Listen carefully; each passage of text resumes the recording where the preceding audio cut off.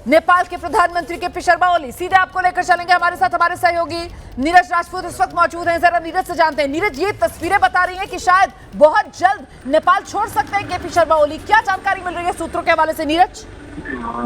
बिल्कुल रोमान, आपने बिल्कुल ठीक कहा। ऐसी जानकारी मिल रही है कि जो केपी शर्मा ओली हैं नेपाल के प्रधानमंत्री, वो अपना बीमारी का बहाना बनाकर दुबई या फिर किसी और जगह जा सकते हैं, देश छोड़कर जा सकते हैं, क्योंकि उनके मंत्री लगातार जो है इस्तीफा दे रहे हैं और उनकी सरकार किसी भी वक्त जो है, क्योंकि नेपाली कांग्रेस की किसी भी वक्त अपना जो समर्थन है उनसे वापस ले सकती है नेपाल केपी शर्मा ओली से। तो इसलिए, और उन्होंने हालांकि अपील की है कि इस्तीफा न दें, लेकिन एक के बाद एक जितने भी मंत्री हैं, चाहे गृह मंत्री हो, कृषि मंत्री हो, वो सब इस्तीफा दे रहे हैं। ऐसे में जो नेपाल की सरकार है, केपी शर्मा ओली की सरकार है, वो खतरे में आ गई है और इसी के लिए माना जा रहा है, क्योंकि जो प्रदर्शनकारी हैं वो भी सारे मंत्रियों के घर पर, पूर्व मंत्री के घर पर, उन पर अटैक कर रहे हैं। तो ऐसे में माना जा सकता है कि केपी शर्मा ओली भी देश छोड़कर भागने की कोशिश कर सकते हैं, जैसे कि हमने बांग्लादेश में देखा था, जो वहाँ की तत्कालीन प्रधानमंत्री थी शेख हसीना, उनको छोड़ना पड़ा था अपना देश। बिल्कुल, तो जिस तरीके के हालात बांग्लादेश में देखे थे, उसी तरीके के हालात इस वक्त नेपाल में बनते हुए, और क्या वैसा ही होने जा रहा है जैसे तब शेख हसीना ने बांग्लादेश छोड़ा था? क्या उसी तरीके से आज हम ये तस्वीरें देखेंगे कि केपी शर्मा ओली, नेपाल के प्रधानमंत्री, भी नेपाल छोड़ देंगे? क्योंकि इस वक्त दबाव बहुत ज्यादा केपी शर्मा ओली पर। प्रदर्शनकारियों ने सिर्फ जिद पकड़ी हुई है केपी शर्मा ओली सत्ता से हटे, इस्तीफा दें, लेकिन केपी शर्मा ओली इस बात को जान रहे हैं कि सत्ता से हटते साथ ही, इस्तीफा देते साथ ही उनकी मुश्किलें बढ़ जाएंगी, और इसीलिए नेपाल से निकलना ही अपने लिए एक बेहतर विकल्प केपी शर्मा ओली मान रहे हैं नीरज राजपूत। क्योंकि जिस तरीके का गुस्सा और जिस तरीके के आरोपों के कटघरे में केपी शर्मा ओली हैं, अगर सिर्फ सत्ता से हटकर और इस्तीफा देकर नेपाल में ही रुकते हैं तो फिर तो सलाखें ही उनका इंतजार कर रही होंगी नीरज।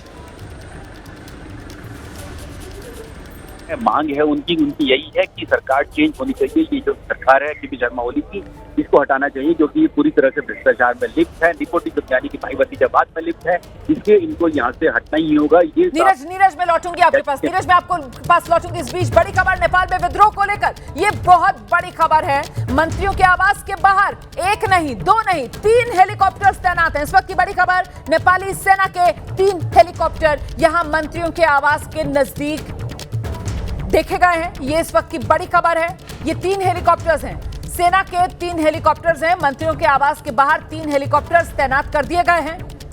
नेपाली सेना के ये 3 हेलीकॉप्टर्स जिनकी तैनाती की गई है, और इसके मायने क्या हैं? क्या ओली के साथ कई अन्य मंत्री भी देश छोड़कर जा सकते हैं? अब तो इसी को लेकर कयास और मजबूत होता हुआ लग रहा है, क्योंकि एक नहीं, दो नहीं, बल्कि 3 सेना के हेलीकॉप्टर्स की तैनाती यहां मंत्रियों के आवास के नजदीक। नीरज, बिल्कुल, देखिए जिस तरह से जो उग्र भीड़ है वो हमला कर रही है, जितने भी मंत्री हैं नेपाल सरकार के, यानी केपी शर्मा ओली की कैबिनेट के मंत्रियों को, उसको देखकर ऐसा लगता है कि जो मंत्रियों के घर पर सेना ने अपने हेलीकॉप्टर तैनात किए ताकि उनको सुरक्षित वहां से निकाला जाए, या तो उनको वहां से निकाला जाए, या फिर अगर वो छोड़कर जाना चाहते हैं तो उसके लिए भी कोशिशें जरूर नेपाल की आर्मी कर रही होगी, और इसीलिए ये तैनात किए गए हैं। क्योंकि हम लोग लगातार देख रहे हैं कि जितने भी मंत्री हैं, पूर्व मंत्री हैं नेपाल के, उन सबके घर को टारगेट किया जा रहा है। खुद जो केपी शर्मा ओली का जो अपना आवाज है, उस तक को भी जब भीड़ ने नहीं छोड़ा और उस पर भी जब घुस गए हैं और वहां पर भी जाकर जो तोड़फोड़ की है। इसीलिए ऐसा लगता है कि जो सेना है, नेपाल की आर्मी है, और क्योंकि वो भी सड़कों पर उतर चुकी है, कल भी हम देख रहे थे कि वो आ चुकी है सड़कों पर, तो उन्होंने अपने हेलीकॉप्टर तैनात की ताकि मंत्रियों को किसी तरह से बचाया जाए उग्र भीड़ के गुस्से। बिल्कुल, भीड़ जो है वो उग्र हो रही है, और भीड़ का गुस्सा जो है वो मंत्रियों पर फूट रहा है। मंत्रियों के आवास पर पथराव हो रहा है, आगजनी हो रही है, और ऐसे में कभी भी कुछ भी अप्रिय घटना हो सकती है। इसी को लेकर हर तरीके की एहतियात और चौकसी बढ़ती जा रही है। और इस बीच जहां काठमांडू में मंत्रियों के आवास वाला इलाका है, उसी जगह पर सेना के 3 हेलीकॉप्टर्स तैनात कर दिए गए हैं। और ऐसे में अब कयास ये लग रहे हैं कि सिर्फ केपी शर्मा ओली ही नहीं, बल्कि उनके साथ उनके मंत्रिमंडल के कई अन्य मंत्री भी इन हेलीकॉप्टर्स में सवार होकर देश छोड़ सकते हैं। प्रदर्शनकारियों के गुस्से से बचने के लिए फिलहाल ऐसा लग रहा है कि इन तमाम मंत्रियों के पास, प्रधानमंत्री के पास सिर्फ एक ही विकल्प बचा है, देश छोड़ने का वो विकल्प नजर आ रहा है, जिस तरीके से यहां सेना के इन हेलीकॉप्टर्स की तैनाती कर दी गई है। नीरज, बिल्कुल ऐसा लगता है कि जो केपी शर्मा ओली हैं और उनके मंत्री जो हैं वो यहाँ से सुरक्षित निकलना चाहते हैं काठमांडू से, कि किसी भी तरह से जो गुस्से का जो भीड़ का जो गुस्सा है वो उससे पता उतर सके। आर्मी की कोशिश यही है कि जितने भी मंत्री हैं या प्रधानमंत्री हैं उनको बचाया जाए, भीड़ जो कि हम लोग देख रहे हैं संसद में घुस चुकी है, उनके अपने निजी आवास में घुस चुकी है, कि कहीं ऐसा ना हो कि सिंह द्वार में जहां पर ये सभी मंत्रियों के आवास है, जहां पर प्रधानमंत्री भी हैं, वो वहां पर ना घुस जाए भीड़, उसी के लिए कोशिश की जा रही है। और इसीलिए हम लोग हेलीकॉप्टर देख रहे हैं काठमांडू में नेपाल आर्मी के इस वक्त जो है घूम रहे हैं कि जैसे ही उनको लगता है कि अगर स्थिति बहुत ज्यादा बिगड़ जाती है तो प्रधानमंत्री सहित बाकी मंत्रियों को भी यहाँ से बाहर निकाल सकते हैं, काठमांडू निकाल सकते हैं। ये सरकार की तरफ से एक तरीके से मिसकैलकुलेशन हो गई। सरकार को ऐसा लगा नीरज कि शायद कल अगर सोशल मीडिया पर लगा प्रतिबंध वाला फैसला अपना वापस ले लेगी तो इन आंदोलनकारियों को शांत किया जा सकता है, लेकिन ऐसा कुछ हुआ नहीं। कल ही अगर इस्तीफा दे देते केपी शर्मा ओली तो हालात आज कुछ बेहतर हो सकते थे नीरज।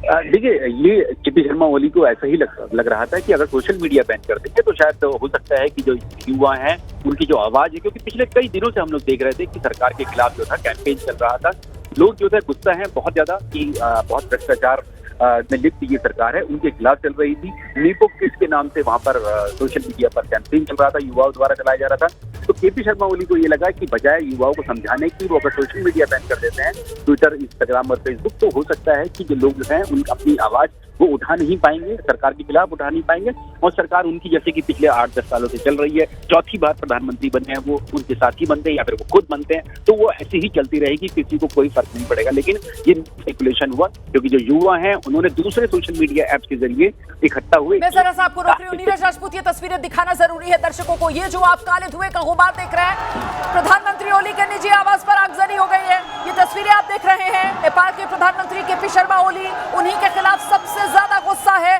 और उनके घर पर आग लगा दी गई है। प्रदर्शनकारियों ने फूंक डाला है नेपाल के प्रधानमंत्री केपी शर्मा ओली का आवास। देख रहे हैं आप किस तरीके से काले घने धुएं का ये गुबार उठता हुआ। ये नेपाल के प्रधानमंत्री केपी शर्मा ओली के निजी आवास की तस्वीरें हैं, जहां कुछ देर पहले प्रदर्शनकारियों ने धावा बोला था और अब इस घर को आग के हवाले कर दिया गया है। आग की लपटों में घिरा हुआ ये घर, ऐसी भीषण आग लगाई है केपी शर्मा ओली के घर पे कि देखिए नीचे घर का नामो निशान फिलहाल नजर नहीं आ रहा, और पूरी तरह काले धुएं के गुबार में लिपटा हुआ ये घर, क्योंकि नीचे तो सिर्फ वो आग की लपटें हैं जो धधक रही हैं। सुरक्षाकर्मी मुस्तैद रहते हैं, सुरक्षाकर्मी यहाँ पर तैनात रहते हैं, लेकिन आज सुरक्षाकर्मी पूरी तरीके से पस्त हैं। आज हर तरफ सिर्फ और सिर्फ प्रदर्शनकारियों का राज नजर आ रहा है नेपाल में। और देखिए कैसे ये वीवीआईपी इलाके, कैसे ये अति संवेदनशील, अति सुरक्षा वाले इलाके, और यहाँ पर सुरक्षा का नामो निशान नजर नहीं आ रहा। यहाँ हर तरफ सिर्फ और सिर्फ प्रदर्शनकारियों का बोलबाला है। यहाँ प्रदर्शनकारी जो कर रहे हैं, जो चाह रहे हैं वो कर रहे हैं, ऐसा लग रहा है इन तस्वीरों को देखकर, क्योंकि चाहे मंत्रियों के घर हो, चाहे प्रधानमंत्री का घर हो, चाहे पार्टियों के दफ्तर हो, चाहे राष्ट्रपति का घर हो, हर तरफ प्रदर्शनकारी ही धावा बोलते हुए नजर आ रहे हैं।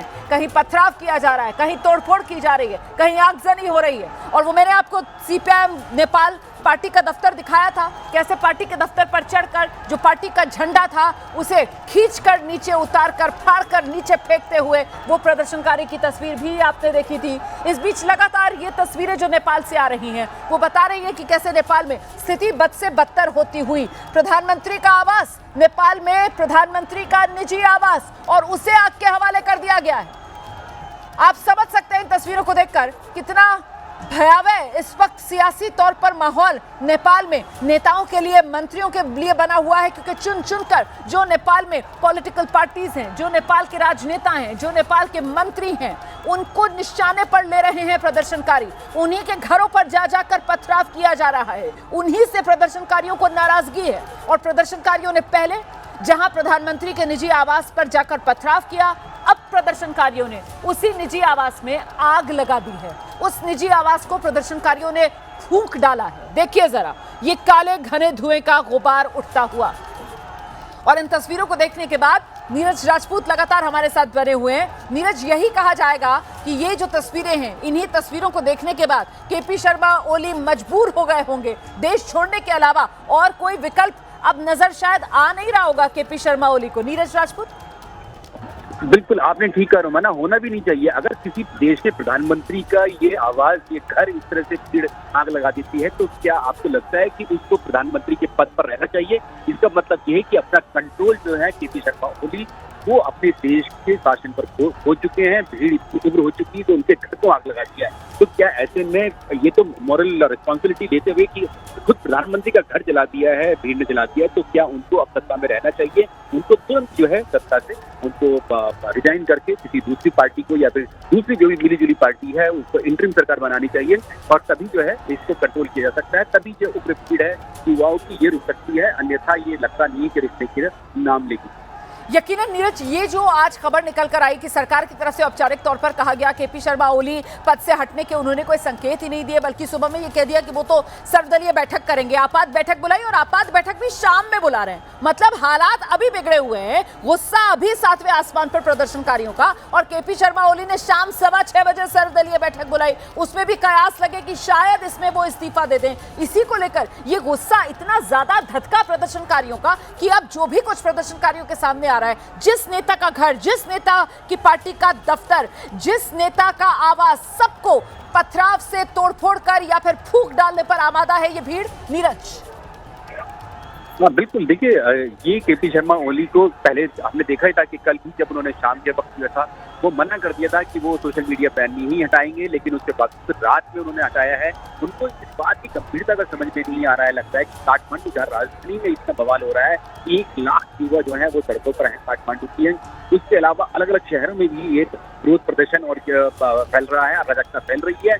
हम लोग देख रहे थे कि इटारी, विराटनगर, पोखरा, यहाँ तक भी भरतपुर, इन सब इलाकों में भी उग्र प्रदर्शन हो रहे हैं। उस सब के बावजूद भी वो सेंस नहीं ले पा रहे हैं अपने देश की, उनकी देश के जनता जो है चाहती क्या है। उसके बावजूद भी इन्होंने रात 12 बजे फिर हटाया, सोशल मीडिया बैन हटाया।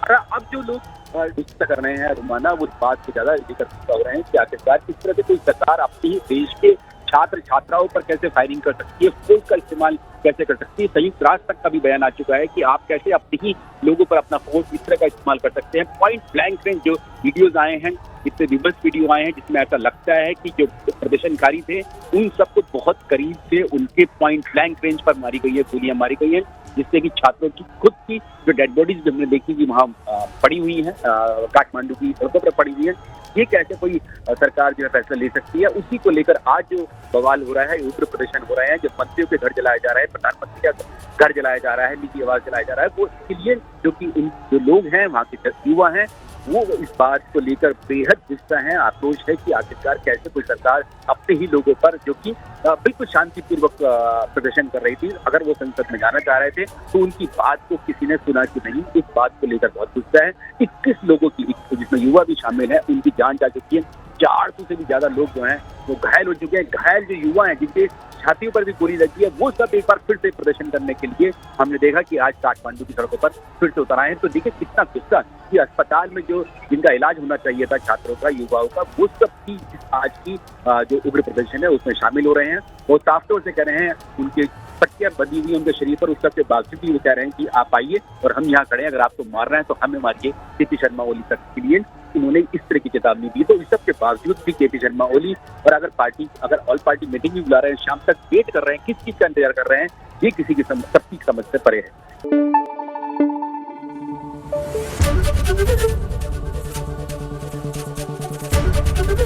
एबीपी न्यूज आपको रखे आगे।